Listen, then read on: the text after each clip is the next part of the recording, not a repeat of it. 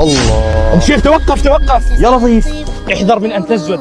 يا زلمه منين هيك طلعت انت يا زلمه؟ يا رجل ايش بدي اطلع لك منامك بس. يا لطيف. المهم وصل لك الخير والاجر باذن الله تعالى. ما شاء الله ما شاء الله. ليش احذر ان نسجد يا اخي؟ خلينا نعرف نسجد. احذر من ان تسجد ولا تقل هذا الدعاء في سجودك. شو هو الدعاء؟ النبي صلى الله عليه وسلم كان يقول هذا الدعاء في سجوده.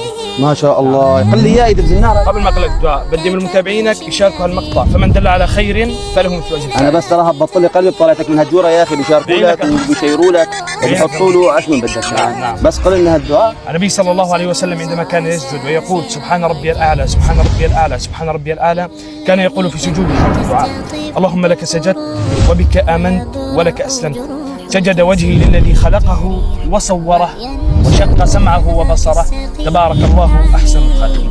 فاحرص على هذا الدعاء. بارك الله فيك. صحيح طويل شوي بس بنحفظه. والله يجزيك الخير يا رب. الله يبارك فيك يا رب، وان شاء الله لك مقول في كل صلاه باذن الله تعالى. بارك الله فيك. اخوان الكرام، الشيخ عطاء طلع لنا من الجوره اليوم. بكره الله عليم منين بيطلع لنا.